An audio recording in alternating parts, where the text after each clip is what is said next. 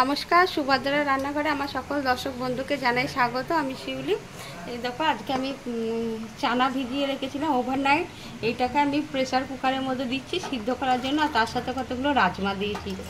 রাজমা খুব হেলদি খাবার, তো আমি সম্পূর্ণ নিরামিষভাবে চানা পনির বানাবো। তো চানাটা আমি সিদ্ধ করতে প্রেসার কুকারে দিয়ে দিলাম, গ্যাসে বসিয়ে দিলাম, জল দিয়ে দিয়েছি। তার সাথে কী কী দিচ্ছি দেখো, কতগুলো গোটা গরম মশলা দিচ্ছি, ছোটো এলাচ, লবঙ্গ, দারচিনি, একটা বড় এলাচ, তেজপাতা, আর এটা হচ্ছে হলুদ গুঁড়ো, একটু কাশ্মীরি রেড চিলি পাউডার, আর একটু কসুরি মেথি, এইগুলো আমি দিয়ে দিলাম। আর তোমার দিচ্ছি একটু লবণ দিয়ে দিলাম। এবার আমি প্রেসার কুকারটা বন্ধ করে দেবো। আমি একটু তেল দিয়ে দিচ্ছি। তেল দিলে কে হবে বলো তো, ফরফর করবে না। হ্যাঁ, তাই জন্য একটু তেল দিয়ে দিলাম। এবার আমি বন্ধ করে দিচ্ছি। আমার 6-7টা হুইসেল পড়বে, তারপরে আমি খুলে তোমাদের দেখাবো।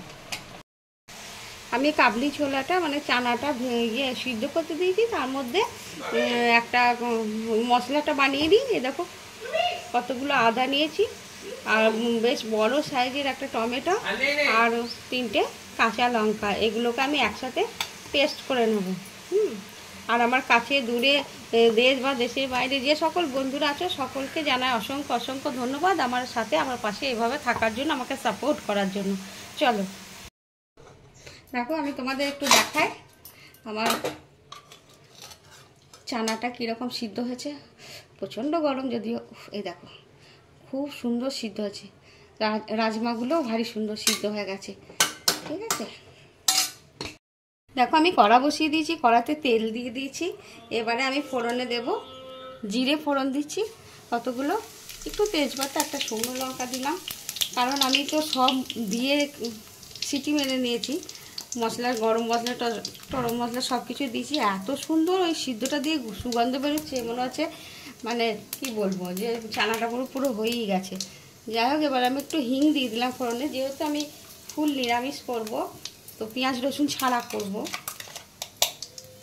এবারে আমি যে মশলাটা পেস্ট করে নিয়েছিলাম, সেই মশলাটা ঢেলে দিলাম।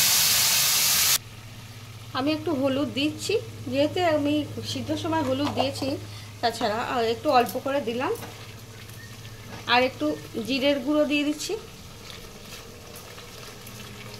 এবার আমি মশলাটা খুব সুন্দর করে কষিয়ে নেব। আমি একটু চিনির দানা দিয়ে দিচ্ছি, আর 1 চিমটে লবণ দিয়ে দিচ্ছি। আমি লবণ তো সিদ্ধ করার সময় একদম দিয়েছি, সেই জন্য এটা অল্প করে দিয়ে দিলাম। এবার একটু কষিয়ে নেব। দেখো, আমার মশলা সব কষানো হয়ে গেছে, একদম তেল ছেড়ে দিয়েছে। এবার আমি চানাগুলো দিয়ে একটুখানি কষিয়ে নেবো, তারপরে জলটা দেব। আমি এখন জলটা দিচ্ছি না, দিয়ে নিয়েছি, কষিয়ে নিয়েছি। এবারে আমি সিদ্ধ যে জলটা, ওটাকে দিয়ে দিলাম, চানা সিদ্ধ জলটা। ব্যাস, দেখো পনিরগুলো আমি পিস করে নিয়েছি। এগুলো আমার নিজে ঘরে বানানো পনির, তোমরা সবাই জানো আমি ঘরে পনির বানাই।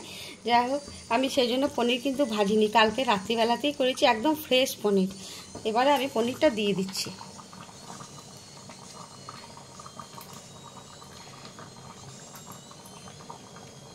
পনিরটা আমি দিয়ে দিলাম, দিয়ে এবার একটু ভালো করে ফুটিয়ে নেব, পনিরের ভেতরে যাতে জুসটা ঢোকে। আমার ঘরে বানানো একটু মশলা আমি ছড়িয়ে দিচ্ছি। এটা অসম্ভব সুন্দর এই মশলাটা, রোস্টেড মশলা, ম্যাজিক মশলা দিয়ে দিলাম।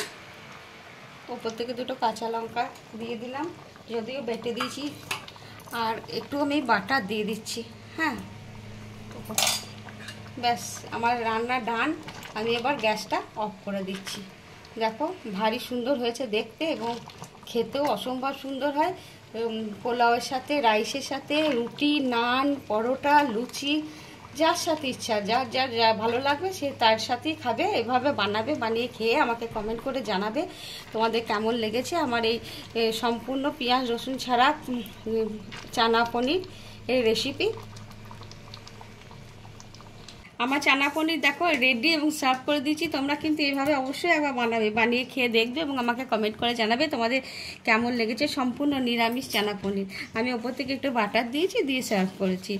যাই হোক, আমার ছেলের খাওয়া হয়ে গেছে অলরেডি এবং খেয়ে বলেছে হোটেলের মতন হয়েছে। তো তোমাদেরকে সেটা বলে দিলাম। যাই হোক, তোমরা সবাই ভালো থেকো, সুস্থ থেকো। তোমাদেরকে সকলকে জানাই, আবার বলছি, অসংখ্য অসংখ্য ধন্যবাদ, অনেক অনেক ভালোবাসা, নমস্কার। আবার দেখা হবে অন্য কোনো দিন, অন্য কোনো একটা ভিডিও নিয়ে।